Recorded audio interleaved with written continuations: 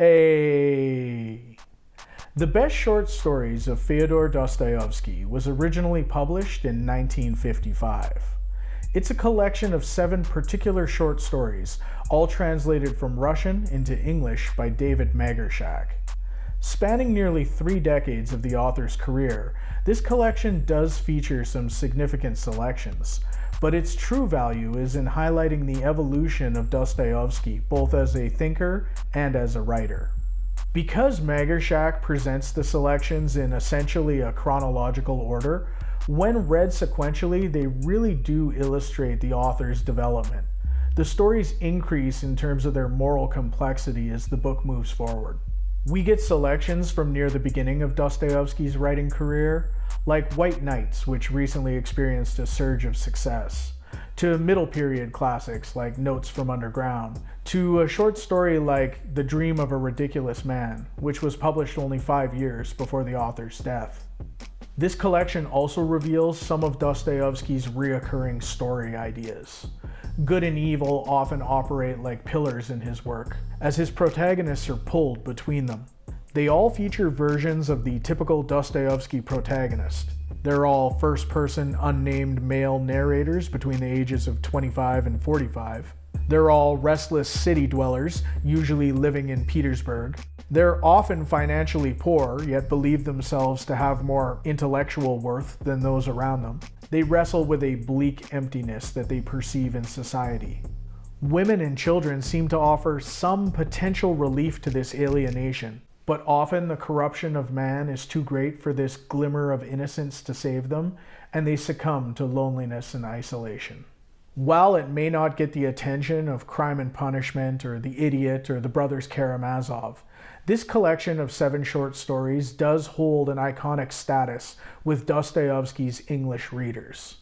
It's especially of interest to those who appreciate the philosophical and psychological aspects of his narratives, and to those who want to trace the development of his perspective by sampling an example of his prose from the beginning, the middle, and the end of his writing career. The first time I read this short story collection, it was from this modern library edition. It's a trade paperback and features a central sepia photograph with fragments from that same image echoed in the corners. Ivory, black, and copper are all used in the design. The book features some helpful front matter, starting with a brief biography of the author and a lengthy 15-page introduction from translator David Magershak. He begins by making a case for Dostoevsky's shorter work, which is often neglected in favor of the author's great novels. Then he runs through his own version of the author's biography, explaining how each of the collection's 7 selections fits into Dostoevsky's life story. The selections themselves are followed by 2 brief pieces of commentary and some reading group guiding questions at the back. When I learned that the Folio Society Dostoevsky short story collection was mapped on this very book, I decided to give their version a look to see what else it had to offer as an upgrade. So let's do this.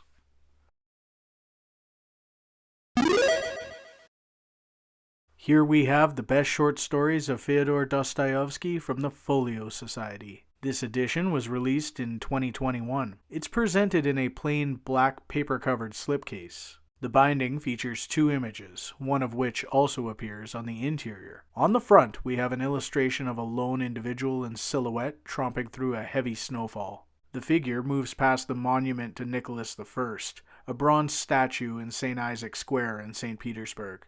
Is this all apropos of the wet snow? On the back, we see the illustration from the story White Nights, which we'll look at with greater attention when we come to it within the text itself.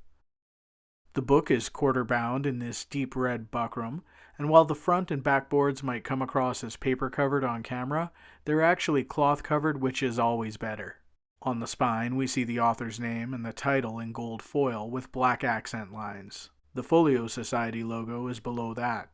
The binding is appropriately finished with deep red head and tail bands.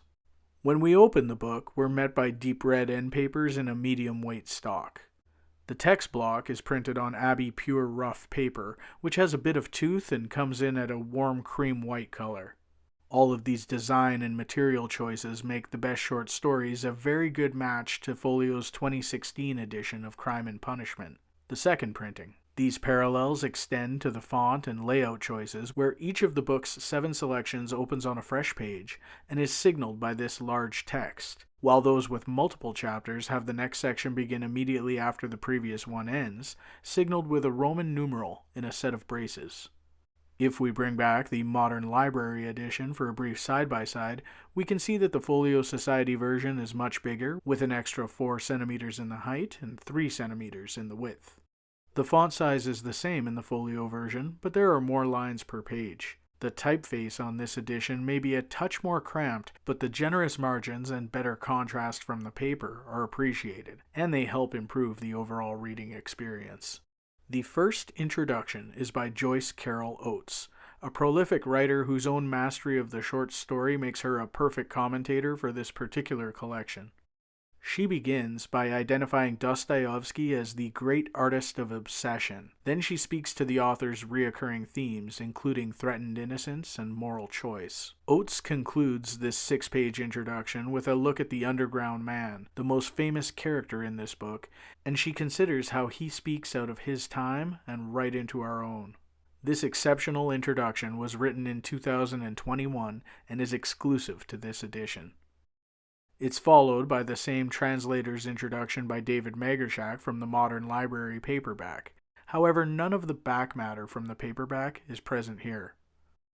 The interior artwork, like the cover, is by Harry Brockway. Brockway, who passed away last year, was a prolific wood and stone carver. He illustrated many books for the Folio Society, including Frankenstein, the Magritte collections, and their other Dostoevsky releases. Mr. Brockway typically worked in wood engravings for his book illustrations. The artwork here is presented on the same paper stock as the text block, and the images all land opposite to the first page of the story they coincide with, serving as a title page for each selection. Let's take a detailed look at the artwork now.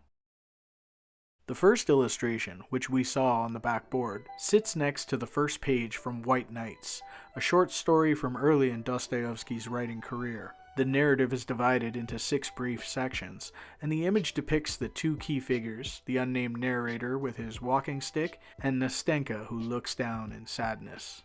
Many of the story's important set pieces are present here, from the bridge rail above the water, to the bench where the 2 sit and talk each evening, to the Petersburg backdrop in late-night twilight. The variety of texture used in this engraving helps the viewer read all the planes and conveys some impressive lighting effects, especially when it comes to the glow of the lamp and the shadow of the male character in its light. Personally, this piece looks a little too stiff to me, and while it might suggest a touch of the romantic elements in the story, it doesn't capture the loneliness that is so central to this particular narrative. The second illustration is from the story The Honest Thief. It depicts an older man named Astafi, a former soldier who now does a bit of tailoring in his retirement. He's also a good storyteller, and he shares the tale of an honest thief he once knew named Yemelin. He narrows his eyes as he threads the needle to repair a coat.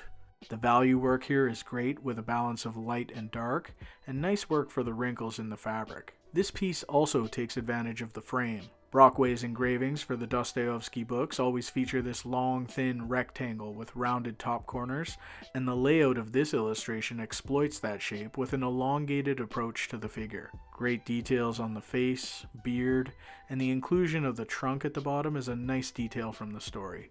The third image is from The Christmas Tree and a Wedding, an uncomfortable critique of upper-class society's treatment of innocent children. Many elements from the narrative are included in the composition. The top of the Christmas tree, the overbearing figure of Julian Mastakovich, who leans over to kiss the girl's head, the uncomfortable look, the doll she clutches, and the protective gesture of the governess's son. Again, there's a good balance of light and dark values here. I'm not wild about the positioning of the figures though.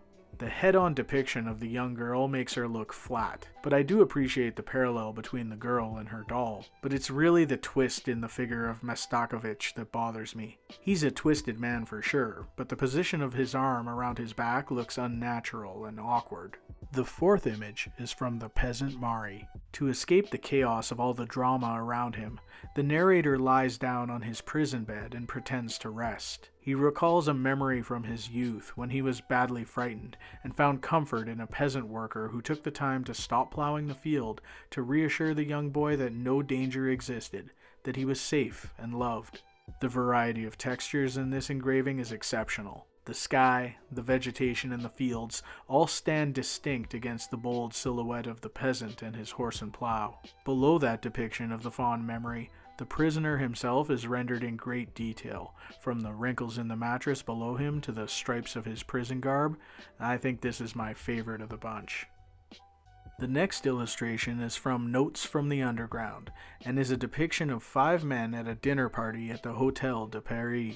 They're bidding farewell to their friend Zverkov, who's being promoted to a posting away from Petersburg. The 4 standing men are close friends and raise their glasses of champagne in a toast. In the middle, one man continues to sit, his glass still clenched in his hand. He is the narrator, the underground man, who has forced his way to the dinner party but remains miserable throughout. The attention of the others is all directed at Zverkov, but the narrator refuses to even look at him, with eyes set forward and his shoulders hunched. Despite being among others and all the festive cheer that surrounds him, he's full of seething contempt, which is evident in his facial expression.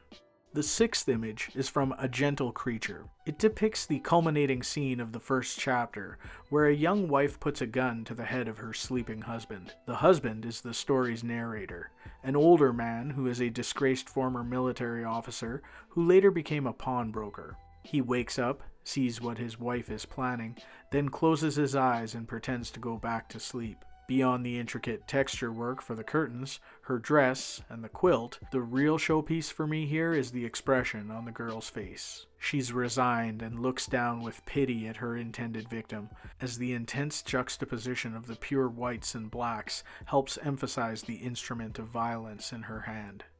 The 7th piece is another stunning composition that uses the frame well. The bottom section is the concrete, as a young girl grabs the sleeve of the story's narrator. He looks down on her with scorn. The circular light that radiates out from the lamp is dynamic, and the damp misery of Petersburg is conveyed in the rain that cuts across them, and by the crunched-up figure of the protagonist. The young girl is illustrated beautifully, and the face conveys her tragic concern. Check out the details of the reflections in the wet cobble below them.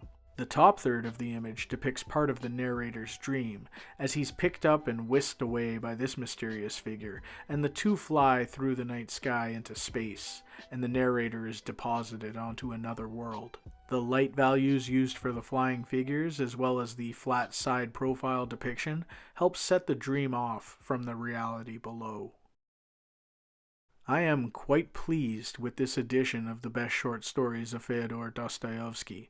I really do appreciate the build and binding of the book, and I love a classic, classy design when it comes to classic literature, even on a modern release like this one.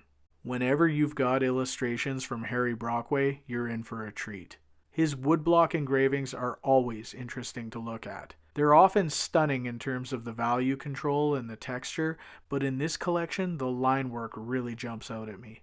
In terms of how short stories matches with the other Dostoevsky releases from Folio, as mentioned earlier, it pairs up especially well with the second printing of Crime and Punishment, but it doesn't quite match their 2008 release of Brothers Karamazov, which needs to be refreshed via a second printing. Now, when it comes to my old paperback copy, it's time to move it to the box of doom. Because now I have this lovely copy to take its place on my bookshelf. As always, thanks for watching, and keep an eye out for future videos. When it comes to the stories you love, it's always worth upgrading your books.